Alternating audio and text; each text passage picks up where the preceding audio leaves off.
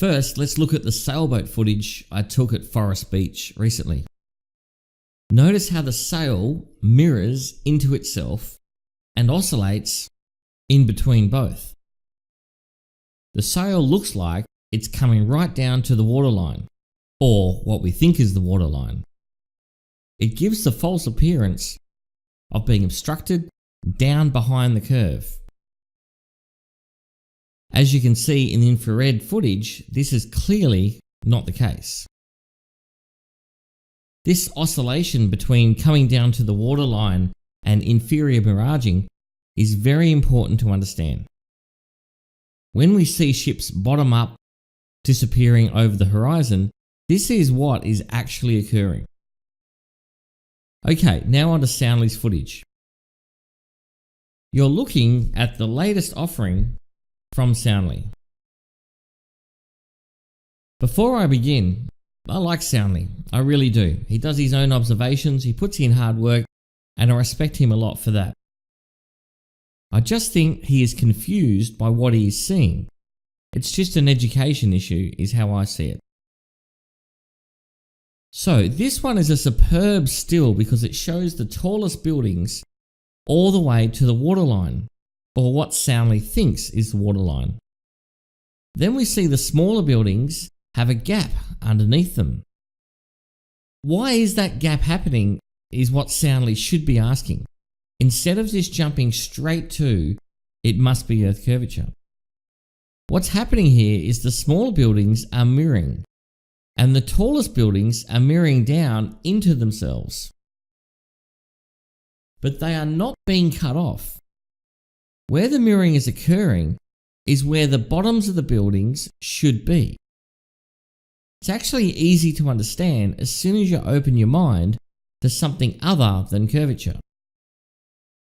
If we film over calm, motionless water, this effect basically disappears. So the key is to film over really calm water and compare it to the footage you get from rougher water. The most popular comment I get from Globers is that this small band of mirroring can't account for 90 feet of obstruction. Oh yes it can. Estimate how much of the buildings the yellow band on the screen could be obstructing. Remember, the buildings are getting smaller and smaller due to perspective. If the buildings were right in front of you, then sure, maybe I'd accept that excuse. But these buildings are 40 kilometers away. You know how your thumb can cover the whole moon? Well, a small band of mirroring on top of the water can easily cover 90 feet or 30 meters of the buildings at 40 kilometers away.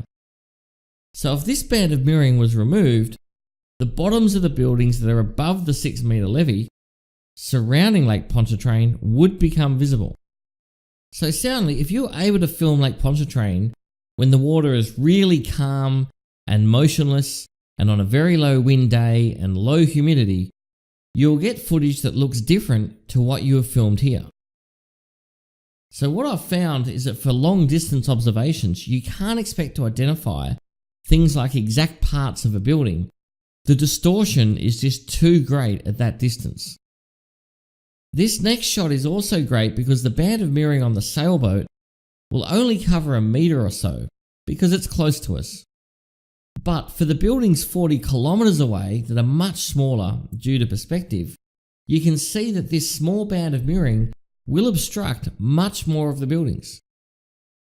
Another really great bit of footage Soundly has kindly supplied us is the elevator footage done with a drone.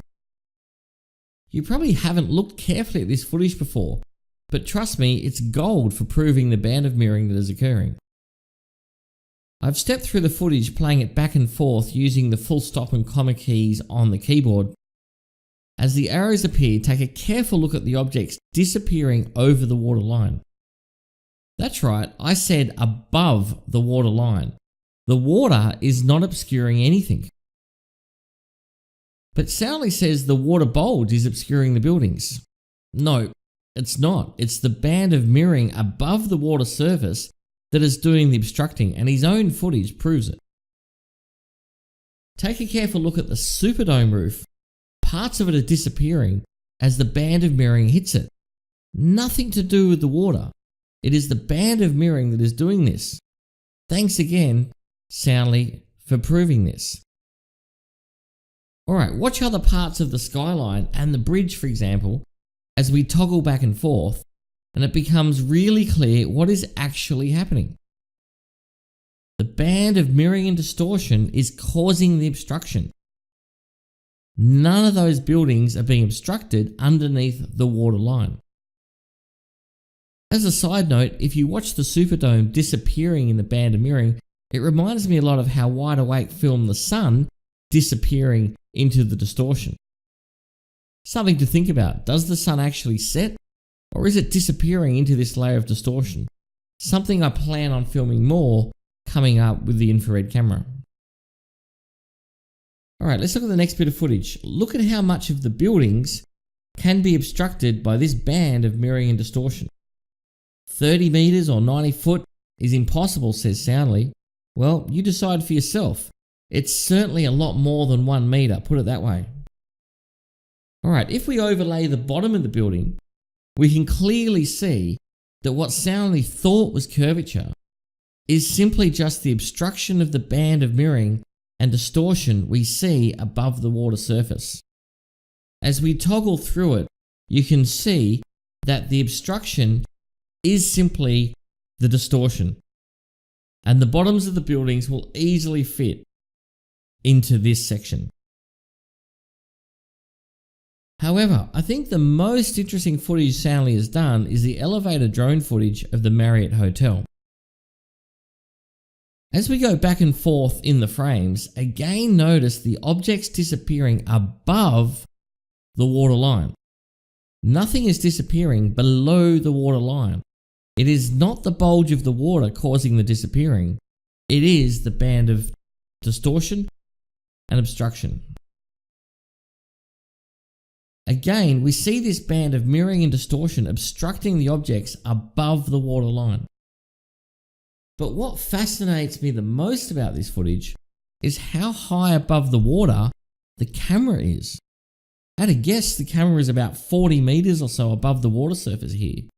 Yet we clearly see objects being obstructed by the band of mirroring. No object in this footage is obstructed below the water line.